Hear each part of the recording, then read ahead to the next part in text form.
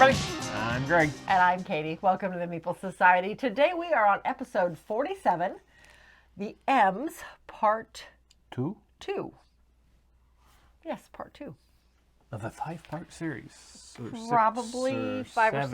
Yeah, I'm not sure. Or whatever. Something like that. Anyway. We have how many games? 1, 2, 3, 4, 5, 6, I want to say it was 7, 8, 15, 9, 10, but I could be wrong. 12, 13, 14. Right? Okay. 1, 2, 3, 4, 5, 6, It 7. doesn't Oh, matter. 8, 9, 10, 11, 12, 13, 14. Okay. I've counted 14 twice. Okay. So there's probably 15. Probably. So we're going to start out with a little bitty one. This is Man Bites Dogs.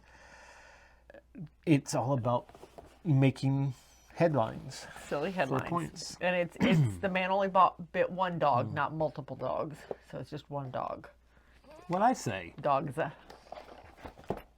It's whatever. All right, so the idea with this game is it's all about silly headlines. Mm-hmm. You start out with 4 cards. It's 4 or 5 cards. I think it's just 4. And you get a double check? No, I'm just looking on the back, see if it says. They only have 4, so. Yeah. But you're looking at your 4 cards and you're trying to come up with a headline that makes sense. Yep. And if everybody approves your headline, you score the points. Like here I have First Dog Naked Terror. I don't know. Terror Naked Dog first. And you can trade out. You can trade out cards. You can get rid of a card and pick up a different card. Oh, all right. Oh, that's a big pointer too. Rehab. Naked Priest Terror Rehab. This is wrong. This is a family show, but that's worth 175 points. So, it is what it is. It's just a fun, cute little card game. We've played a lot of this over the years with family members and with friends, and it's always good for a few laughs. This sits in the travel collection. Yep. I mean, it's okay. We're going to hold on to it. Mm-hmm. But we've had fun playing it. We have. And like I said, it's always good for a few laughs the first 2 or 3 times you play it. And then after that, it gets a little old. I know there is a expanded version out. I don't remember exactly what they call it, Ultimate or something like that I imagine gives more cards. But I found this at Goodwill. And for the travel collection, I think this is all we need. Yep. I don't think we need to seek out the bigger one. So, but anyway, Man Bites Dog. It sits in the travel collection and will stay there. Always good for a laugh or two. Mm-hmm. Okay. Next we have Mandala Stones. Okay. This is one. Where did we pick this one up? Was this a Dice Tower retreat find? I think on the way home from a Dice Tower Maybe retreat. it was. I don't remember. But this one had always intrigued me because it's an abstract strategy. Mm-hmm. And we've played it a couple of times. I really enjoy this one. It's very interesting the way it does. So the game starts with stacks of stones out here.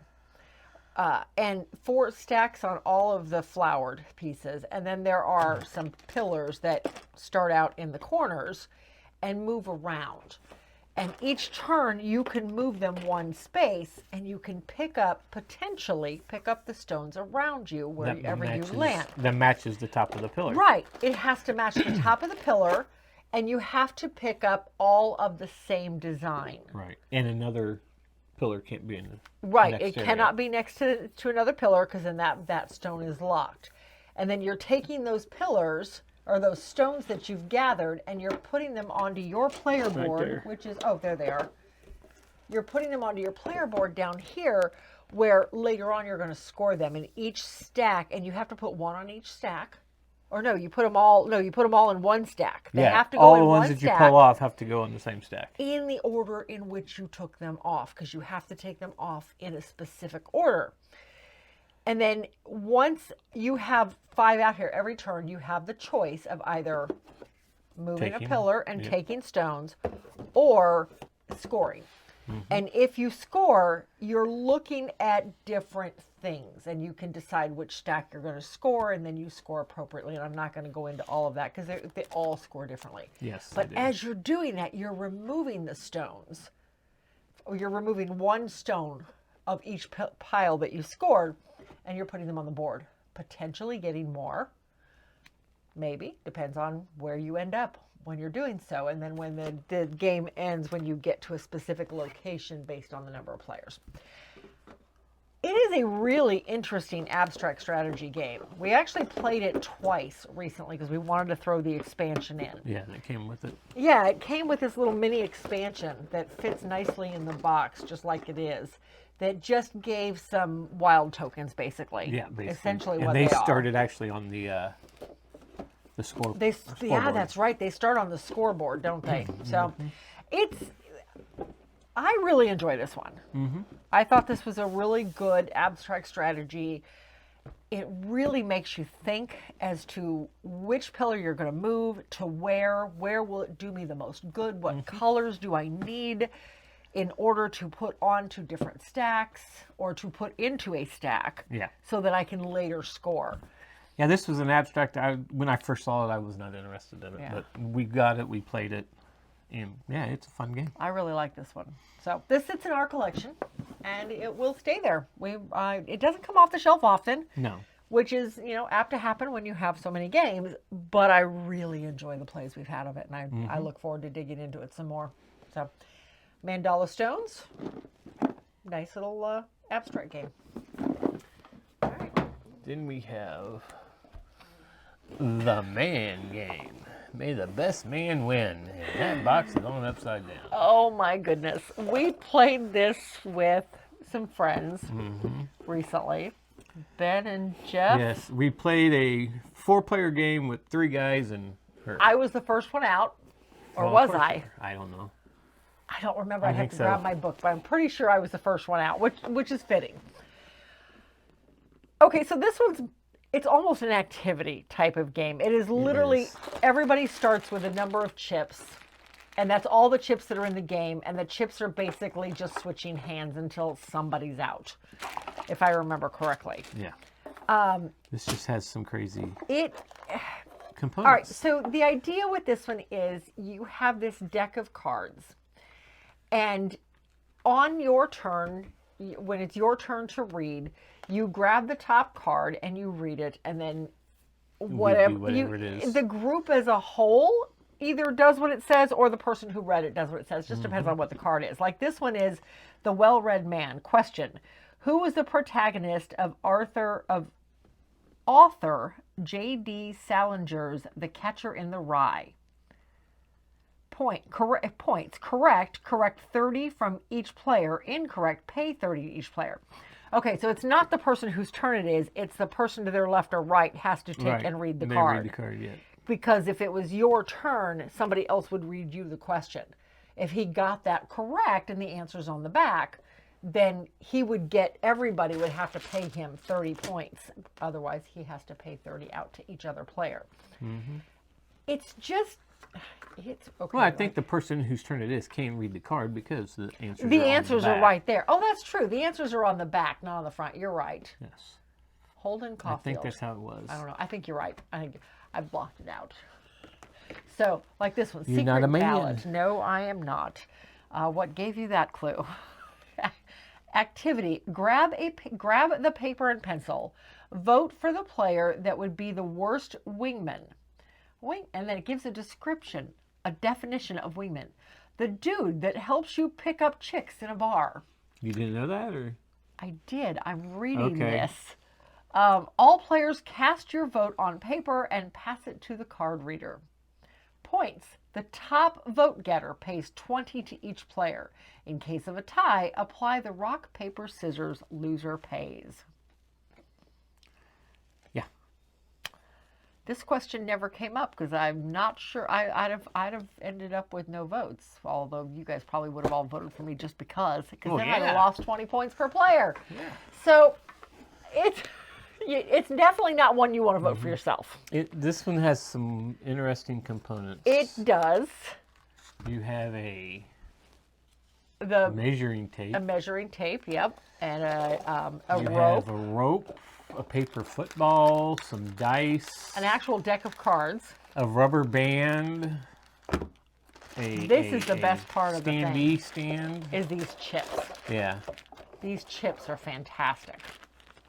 Okay, so all this being said, yes, we had a good time with this, but and see, this is the other thing. You had a target box. I kid you not, there was one where we had to play golf, and you had to get it into the box this way. And there was another one where you had to hit the box. There were some kooky activities in this one, let me tell you. Kooky? What, are you from the 60s or 70s now? It's so kooky. Anyway, okay, so even though we had fun with this one, there were several times we were chasing ping pong balls and chasing Chips? footballs. Because one of the activities was you had to grab you Yes! had a stack of like 6 chips, and you had to grab them. And Yes. you would go everywhere. Yes.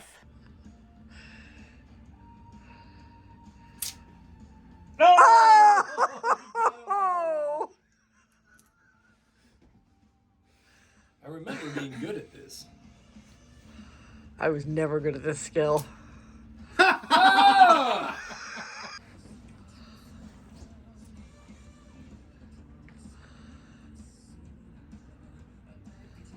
I see how you're doing it. Yeah, between me and Dan. Alright, let's see.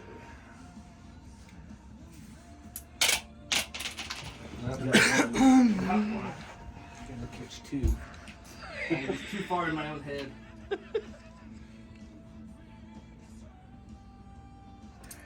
I didn't catch anything. I wouldn't be afraid that there's some chips in behind the games or something. There probably is somewhere, yes. We'll have to count them to make sure they're all there. Okay. This one's going to leave the collection. Pieces were flying. And that's just not the type of thing we need to take anywhere. I'd be afraid we'd never find all the pieces if we took this to an event and pieces went flying. So this one is going to leave the collection. It was a hoot to play. It really was. I know you're going to make fun of it again, but it is going to leave the collection. But that is the man game. May the best man win. That was Ben. Women can play, but they better not win. Well, they didn't. Yeah, it's leaving the collection. Because you're not a man. I'm not a man. Next Proud we of it. have Magic the Gathering. Heroes of Dominaria. Dominaria. Okay. So this is when we picked this up at an Ollie's. We picked this up at an Ollie's. A while back. We've played it twice. Mm-hmm. The second time was just recently, and it. Yeah. Okay. So it's got a fairly good sized board. I mean, well, I guess it's got an average sized board. But the basic idea with this one is that there is mana around the board. Well, you're placing mana around the board based on a card draw. Right. And then you're going around and picking it up. Yes. After each person's turn. And we actually had to restart because we played it wrong at first. Yeah. Which made a huge difference. You play so many rounds in the game based on your player count. And after each player's turn, you are drawing a card that shows you what type of mana goes out or which areas get mana. So you're always putting 3 mana out. Is it 3 or 4? It's 4. 4. So So like this one's the blue mana. Yeah. So you put blue mana on each of the 4 areas. And these gold areas are just the starting locations. That's And then the it main gives a reason. specialty thing, like this one's a artifact You put an artifact that would out go into this city. into that city. So Okay. artifact would go over there. And I guess these locations have a lot to do with Magic the Gathering, but We played Magic a long time ago. it was when we first started playing Magic, the card game, I was pregnant with our youngest son, Who's now getting ready to who's turn going 28. to be 28 next month. Yeah.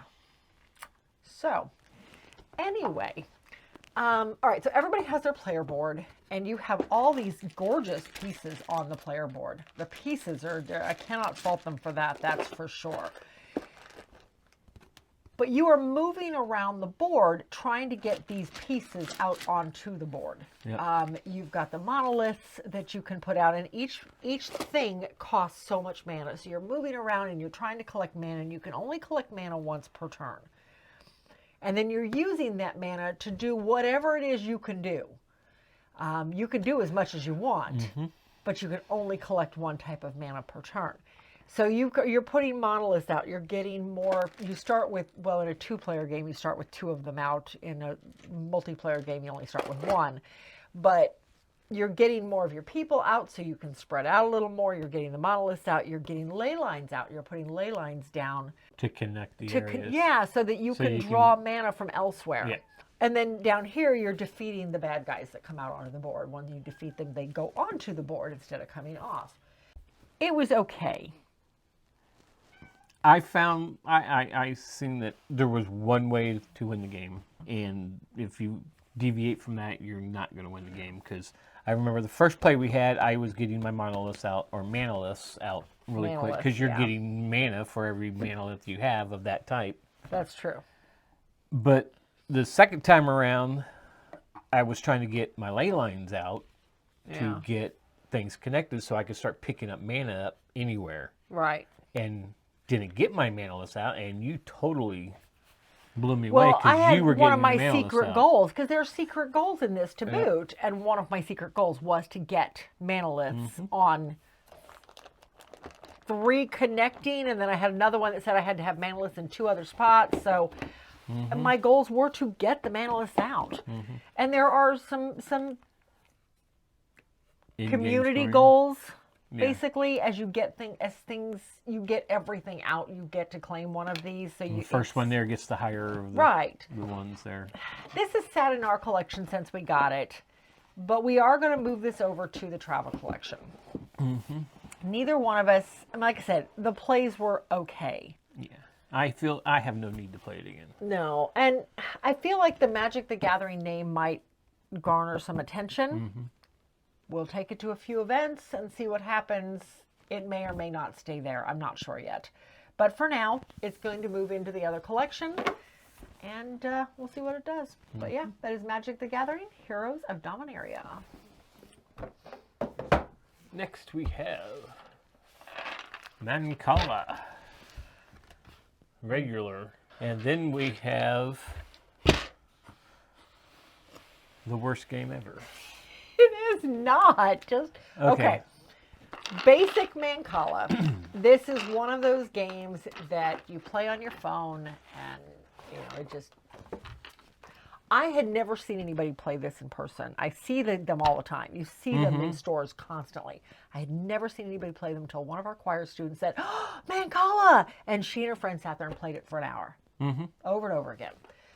But the idea with this one is you have this board, and each of these locations has 4 pegs in it.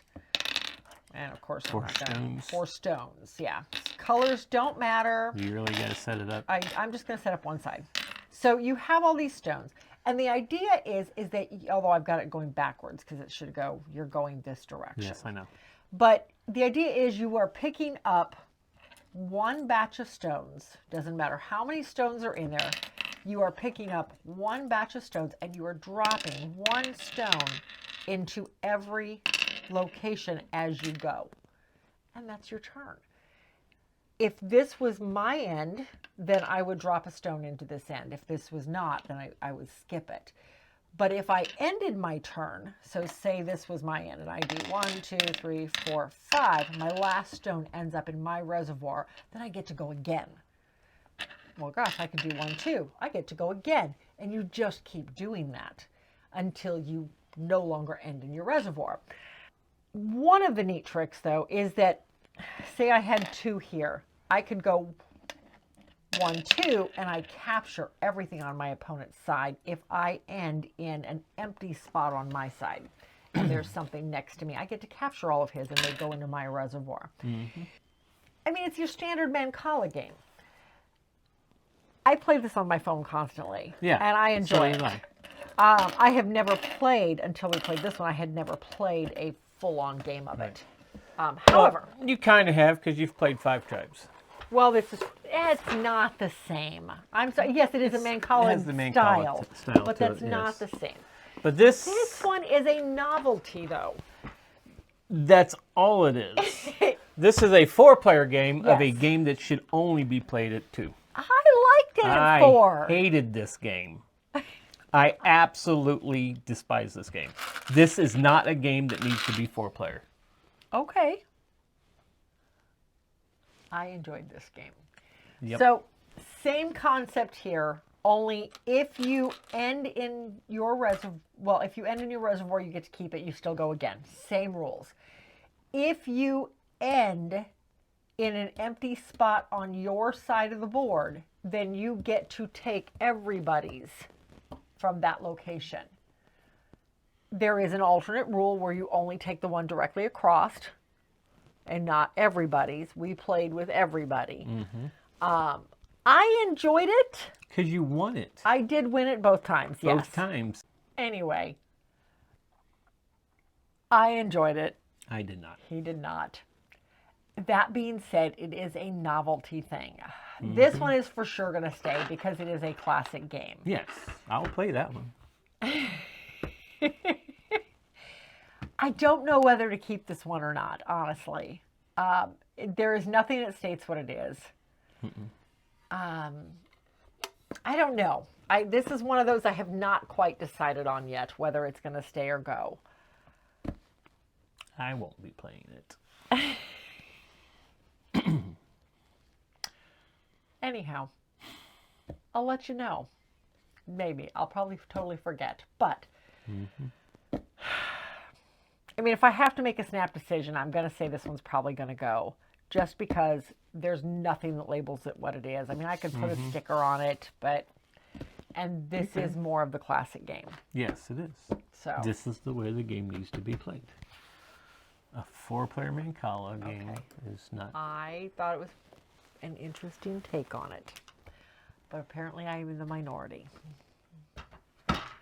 That is Mancala, base game, and 4-player game. And, yeah. Okay, moving on. Next we have a game called Malta. Okay, so we played this 2-player. It plays 2 to 6. I really think it needs to be more than 2-player. Now, in a 2-player game, you reduce the number of cards in the field. So it scales it down. Right? It's their cards. So circular cards. Yeah. So you have these starting pieces out with these arrows on it, and this outlines your starting grid. And then you are making a grid out of the rest of these, and they all start with these designs up, and all the designs are different. So they're all different numbers, different shapes, arrows going different directions. So you're putting these out on the board like so.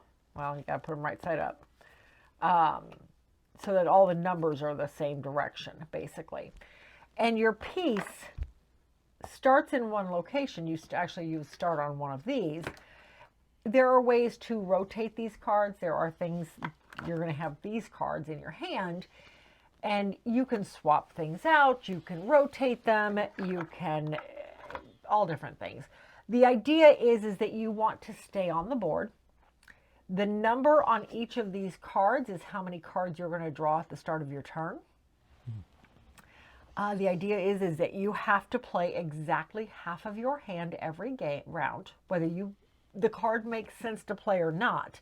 Every turn you're going to play half of your hand rounded up. Enunciate. If at any time you run out of cards, you're out of the game. You're out of the game. Simple as that. Or if you find you cannot move, you have to move, and you have to play half of your hand unless you play some card that says otherwise. There are cards that allow you to skip the movement phase. But if you end up someplace, like if I ended up on this 2 and it's pointing me this direction, I'm off the board. I'm out of the game. So again, idea is to stay on the board. There are things that will flip the cards over, and now they become circles. You end up in a circle, and you're stuck unless you have a card that lets you move. Yep. So, it's an interesting game. Yes. However, I just don't feel that it's interesting enough to hold on to. So, any other thoughts? No? It's leaving? Yes, it's leaving the collection. This one is going to leave the collection. I just don't think it's interesting enough that people are going to pull it off the shelf. Even what the box looks like. Yeah. It's not something I would just pull. It's like, cards ooh, are what is interesting, this? but there is a ton of take that in it. Yes, there is. And I didn't like that. The game of cutthroat strategy and not losing for 2 to 6 players. Mm-hmm. So, interesting concept. Not a very small footprint, though. No, it's not. It's a very large footprint. Depending on how for many what players it you is. got, Yeah. it's a can 7 be by pretty 7 good size. board. So, but anyway, yeah, it is leaving. All right. Next, we have one of your hated games. What do you mean hated? I love this game. No. All right, so this is Mandala. This was a 2-player game we picked up because it was a 2-player game. Yep. I really enjoy this one. We did a video on this one. And I think this one even ended up in one of our, I don't remember if it ended up in my top 100 or not now. I think so. But, okay, so the board is cloth. You have this beautiful board with these 2 circles in it, and then the spots where your cards go on either side. So 1 player on each side. Everybody starts off with a hand of cards. There are 6 different colors and patterns of cards. The idea is that you are wanting to get each of the patterns into one of the mandalas on the board, into one of the circles. There are 2 different ways you can lay down cards. You can lay down a single card up into the top. And if you do that, then you get to draw cards. You can draw more cards, up to 3 new cards, I think, or up to the hand limit of 8. Okay. Or you can lay cards down into your side of the field. Now, couple tricks on this. If you lay in the field, all that does is give you control of the mandala. Whoever has the most cards has control of the mandala. When the mandala breaks, and the mandala breaks by having all 6 colors in it, whoever has the most control gets to start choosing out of the colors in the center, and you take all of one color. It's a trick to try to maintain control, to get the colors you need into the center, because once you start taking the colors out of the center, you're putting them onto your side. If that color's already present down here in your river, then you just throw them into your cup and they're total scoring at the end of the game. Yep. But if that color you just chose out of the center is not in your river, the first card has to go in your river, and then the rest go into to your cup. Yeah. The first one is just your scoring multiplier. It determines how much you're going to score for each of those colors that are in your cup. So it's a neat balance as to what do I go after? Do I go after all of those yellows that are going to score me 2 points apiece? Or do I go after those 2 reds because I need one in my river? I'm only going to score 3 points for that other one. But to end the game, the first player to have all 6 in their river ends the game. And then you score up from there. I love the strategy behind this one and trying to figure out, like I said, maintaining control, getting that 6th color down, getting the colors down that you need down. I absolutely love the strategy on this one. It is one of my favorite 2-player games. Yes, I know. This one is okay.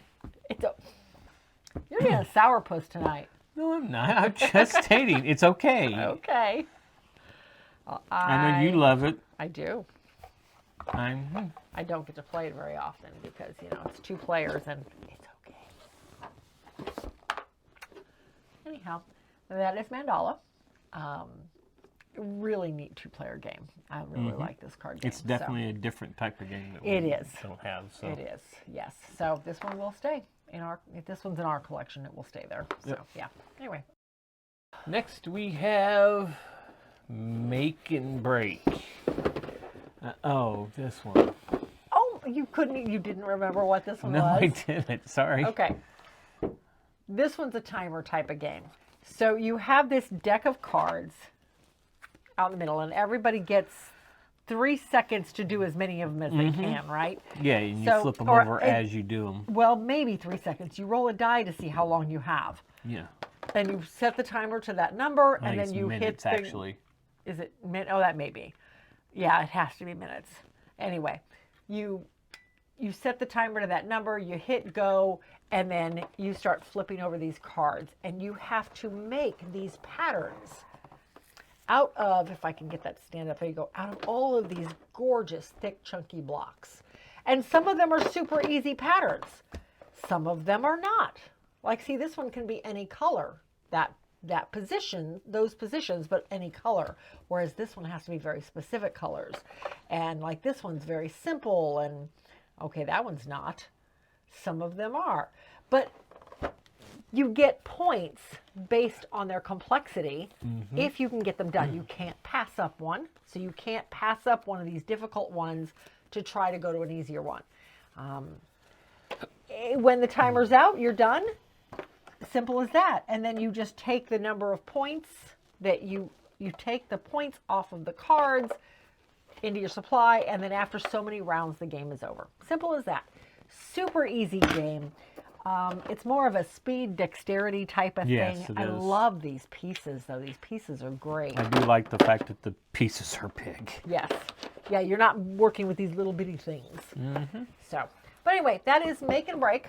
Fun little dexterity game, speed racing type of thing. Yep. Any other notes? Nope. Okay. All right. Well, You hit them all. I hit them all. Okay. Well, good to know. We are going to hold on to this one. I think this makes a great addition to the travel collection. It is lots of dust, though. I think it's a great addition to the travel collection. So I think it's an easy to learn, quick to play, done. So, yeah, Make and Break. It's going to stick around. Next. Next. All right. Next, we have another Magic the Gathering game, and this is Arena of the Planeswalkers. This is basically Magic the Gathering, kind of On a Magic the board. Gathering with a board. Yeah. I like the miniatures. These are really cute. This is a big board, and I took some pictures when we played, so I'll just show the pictures. But essentially, everybody has their main Planeswalker, which are these beautiful miniatures, pre-painted minis. So you have a card for that person, and then you have a card for your two, what do they call them? Squads. Squads, thank you. You have a card for both of your squads. So like this one is the purple guys or the black guys. So They're black. these. There's no purple in No, Magic. there's no purple. But so you have these miniatures that go with each of your cards, and each of the squads has 3 miniatures that go with it. At the beginning of your turn, you can summon one of your squads out to play. The only issue is that if you summon everybody right away and they die off, you have nobody to summon later. Except for yours, where you can bring them back to life. Anyway. Only if they were all back, Okay. and I rolled a 12. Oh. Okay. Yes, I had to roll a 12 to get them to come out. But I could do that every turn. If they're Yeah. all back, every turn I have a chance. Oh, wow. But you also Anyway. get to draw a card at the Yes. beginning of each turn. Yes, there are every player has their own deck of cards, and you draw a card. You start with 3, you draw a card at the start of your turn. You can play up to 3 per turn. But once you run out of cards, you're out of cards. There is nothing else you can do. I mean, it's a tactical battle game. Yep. It's a head-to-head battle game. This one plays 2 to 4 players. You can play teams, whatever. Yeah. And it holds true to the Magic form, because black is about death, blue is about the water, green's about the forest, and white is, I don't remember what white was now. Red was about fire. Yeah. But yeah. Pretty standard in terms of mana and stuff. I think but white was like tactical or something like that. I can't remember. I don't know. I I said it's like been a the little big forever. cards. I do like these cards. They were very easy to read. They gave abilities for each of the creatures. Your life and your movement and your battle and your defense, everything was very clearly laid out. So I do really like these cards, even the oversized. I thought they're very well done. They had information down here for later on. They'd planned expansions, and I think there were a couple. We never ended up with I think any there's of them. one more. Where you could build your own armies. So they put that information preemptively on the card, so I liked that. They gave you some of the old Heroscape hexes that you could use, and of course, if you have Heroscape, you could just build a board out of that. Yep. We always talked about doing that. We never did, though. No. But the dice were easy to read. I think the only big question we had was on the enchantments. Some of them said as soon as it goes off, Yeah. it goes away. The other ones just said they just attached to the didn't. player, and Yeah. then it just never went away. Yeah. It didn't say when it would leave. All in all, it was okay. Mm-hmm. Again, we're not Magic players, so that could have a lot to do with it. And we're not really into head-to-head We are not into battling head-to-head battle games. So. So I bought this one for Christmas for you a long time ago. Yep. I mean, like back when we were still, long before we were even into board games, when we were doing Magic, I bought this as a Christmas gift. It moved into the travel you? collection. I'm pretty sure, yeah. I thought we'd already into it. When did this come out? 2014. No, we were getting into Okay, maybe we were just getting into board games. I don't know. But anyway, it moved into the travel collection fairly early. It's going to stay there. Again, I think it has a place there. Yeah. It's just well, not with the something- Magic the Gathering on it. Yeah. And we stopped playing Magic long before the Planeswalkers even Yes. started to show Yeah. up. So That's true. So I think for what it is, I think it's a good game. yeah. But it's just not for us. So but anyway, that is Arena of the Planeswalkers. It will stick around, but it's going to stay in the travel collection. So, all right. Next we have Mall Madness. This I see. If you're a teenage girl, this game is probably You a lot loved of. it. I did not. This game cheats too. How does it cheat? The ending. You were yeah. told to go back to your parking lot, which was the red parking lot. I played the blue player, and when I had all my stuff and it said go back to your, it was time to go back and leave. I had to go to her parking lot. Not my fault. Anyway, I'm That's not the going way to the dig game this out. cheats. I found this at Goodwill in really good condition. Oh yeah, it was in really good The condition. piece, the escalator piece still works. I've taken the batteries out of it though, so it's not going to work now.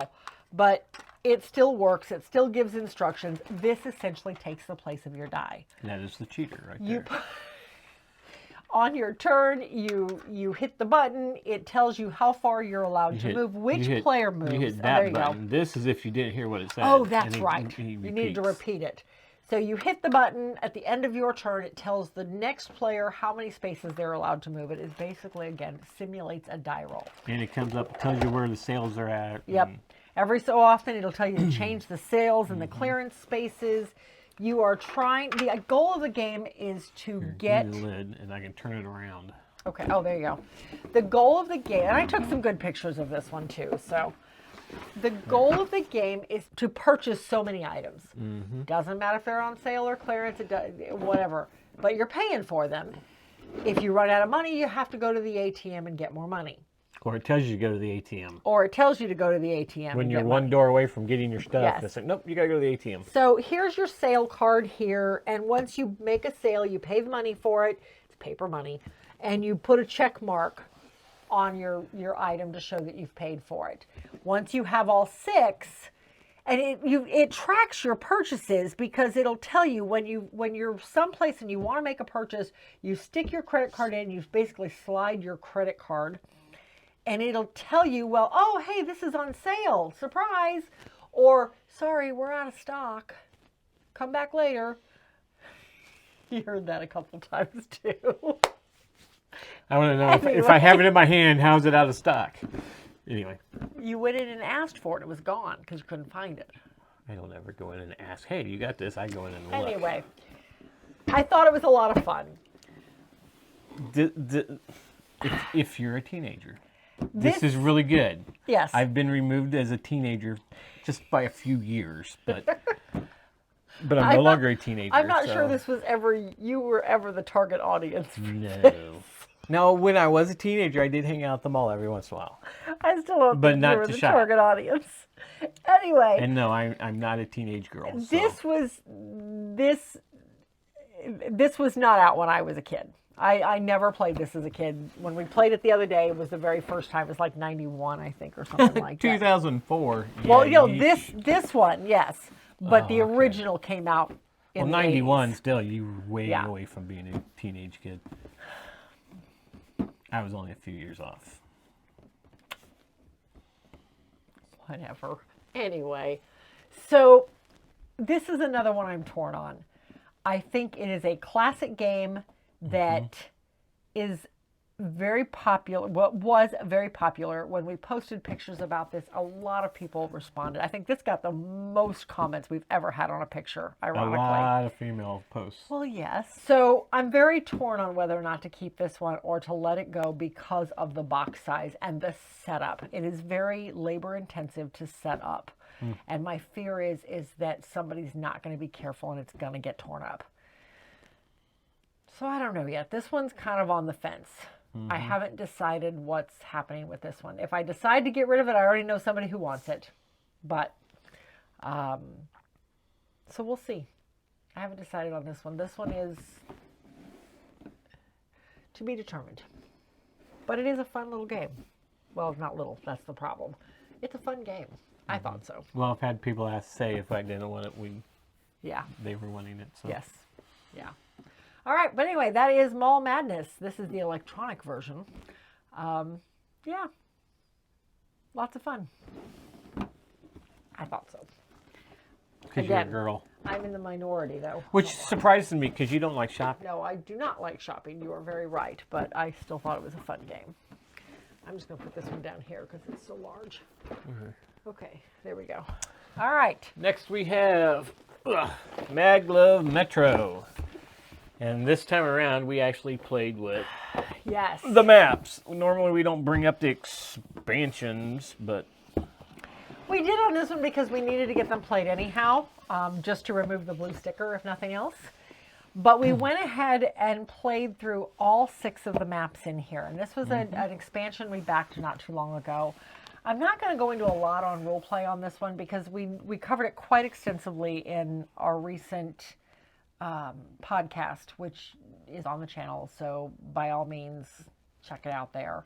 But the basic idea is you are trying to build out railways using the Maglev technology.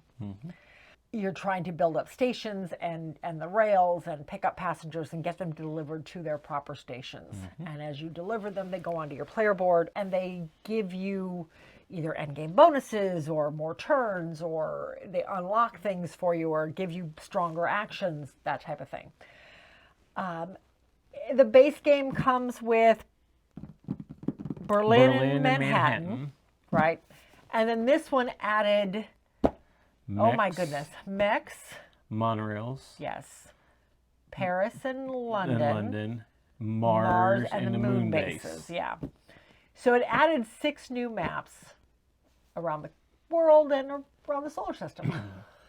I do love this game. I do. And in its base form, I adore the game. We picked up the maps because I wanted more variability. There's a few of them in here I did not care for, but as a whole, most of them were a lot of fun. And you can hear about that on the podcast. Yes, we do talk quite extensively on the podcast on them.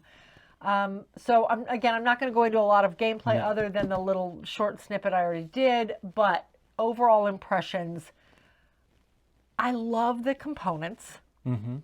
The components are these beautiful, if I can find one here, these beautiful acrylic tiles. Whoops. Just throw them anywhere. I will. And the idea is that as you lay them out on your board, they're overlaid. Now, you can't overlay your own, but short of pulling out the other 4 colors, you get the idea. You overlay them so that you can see all 4 colors as you're doing so. So yeah, I really like that. I love all of the little pieces that come with this, and with these new maps, each one of these new maps came with more pieces to them. Mech stations and these big old mechs that go on your board, and so each of the maps came with new components. There were more cards involved. It goes that way. Okay, so when we reviewed it, I think we ended up with, it's a good game. Yes. I don't know that I needed the extra maps, though. Yeah, you were not a fan of a lot of the maps. I was not a fan of a lot of them. I mean, don't get me wrong. There were several I really liked. I loved Mars. I didn't win Mars. I lost quite handedly, but I liked what it did. I liked the mech board. I liked what the mechs did. I did not like the board itself because the board was split in half, and I didn't care for that. But I liked what the mechs did, the special abilities they gave you. You talk about all that on the podcast.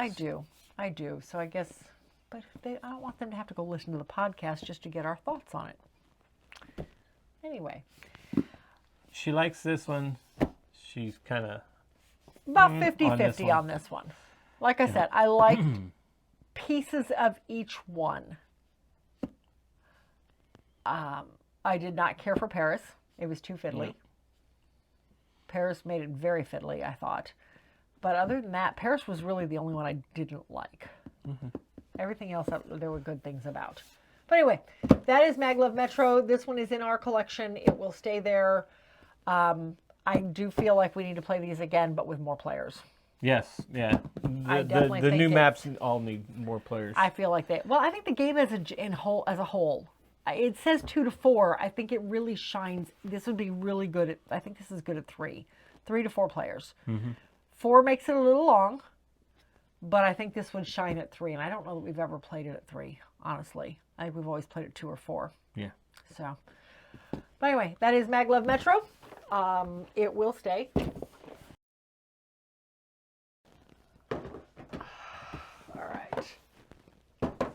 All right, next. Next, we have Mariposa. Okay. This was the follow-up from Wing... A lot of people say it was the follow-up to Wingspan. It's not really the follow-up to Wingspan. it was just her second It was game. her next game. It was her but next people game. saw it as the follow-up to Wingspan. Because of the theme. Yeah. Yes. From birds to butterflies. I mean, it made sense. All right, so with Mariposa, this is all about the trek of the monarch butterfly from south to Canada and back again, and the generations that it takes to get it there.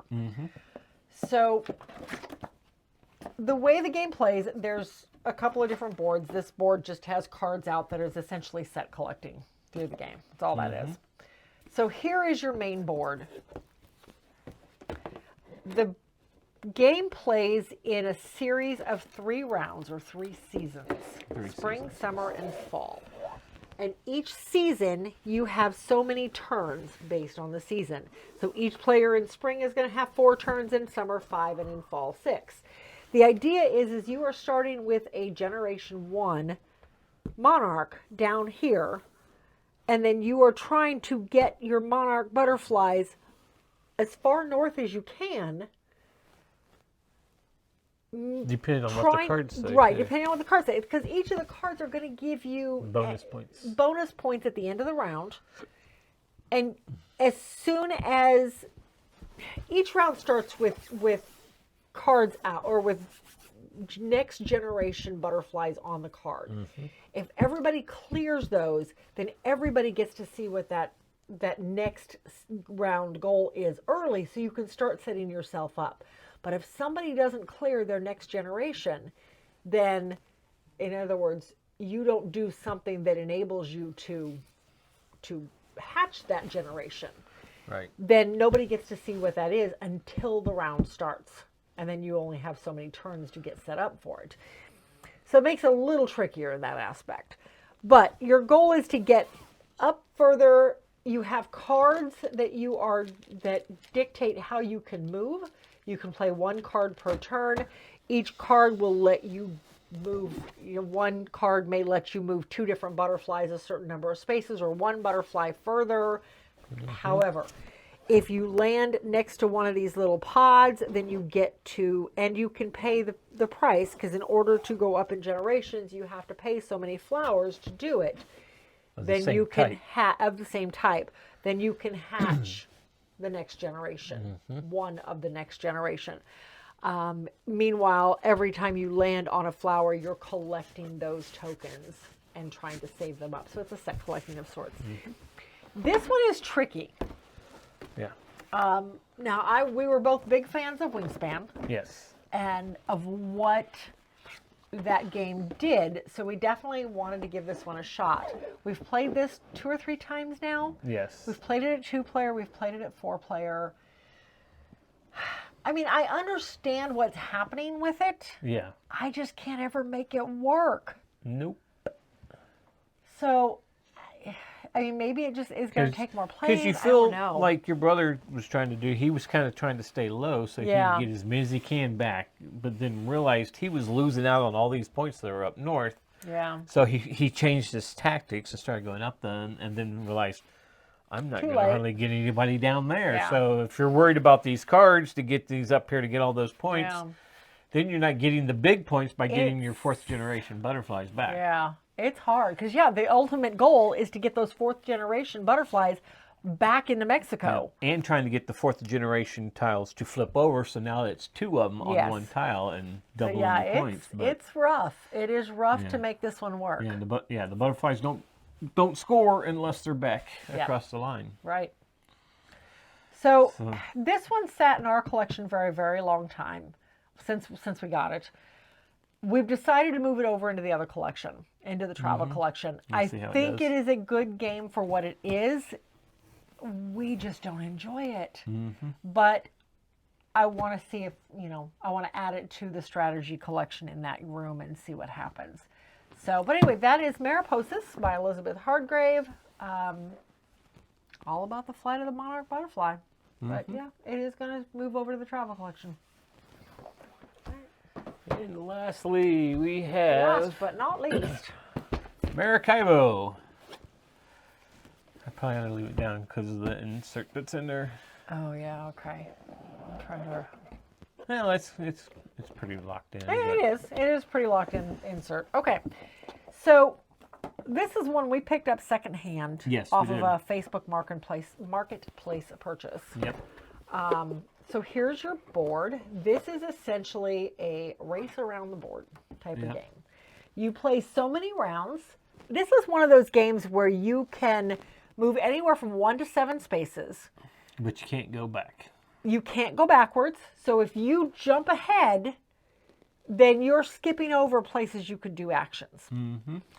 But you may be jumping ahead to something to get to somewhere that you want to get to first. Yeah, it gets before the other person can get Right. to it. Because there are different tasks out here that allow you to do things that to get points or to get, what do they call them? Not missions, but the quest tiles. Quest tiles.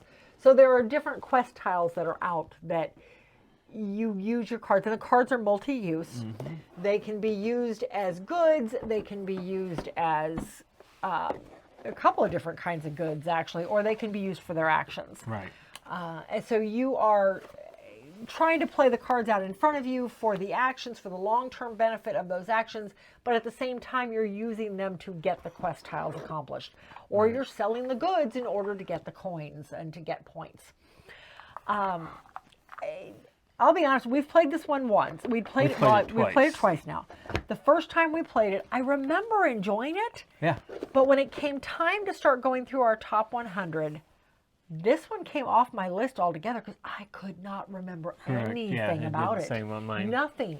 So we dug it out again for this video and replayed it again, and I really enjoyed this one. Yes. It is, and I thought for sure this was one that was moving just because it left no impression after the first play. Other than I remembered enjoying it, but I didn't remember anything else. But I think we're going to hold on to this one. This one actually has a full-on story mode. Yeah. Where you can play a full campaign in it. It has the single games. You have 3 different levels of complexity in a single game. Yep. Or it has the full-on story mode. And I'm kind of curious to dig into that story mode to see what it does. Mm-hmm. We'll see. Will it ever happen? I don't know. Our second play, like I said, I enjoyed it a lot better. Yes. The first play, because we're still learning it, I felt like I was falling behind really far because I was trying to get this to happen and this to happen and this to happen. And she was jumping ahead, taking the actions I planned on taking when I got to them. Well, because, But that's the way it works. I know. Well, That's and the way it everybody's works, got but- goal cards, so you have individual goals. Yes. Like my goal card was I had to have so many of those so Right. many of those quest tiles. Right. So I was jumping ahead trying to get those quest tiles. No, I get like I So- said though, we were still learning it. Yeah. I was still trying to fill out the game. Yeah. The second time, things were coming back to me from the first play Really? Yeah, see, I didn't as know to that. what was going on, and I feel I did a lot better at this turn.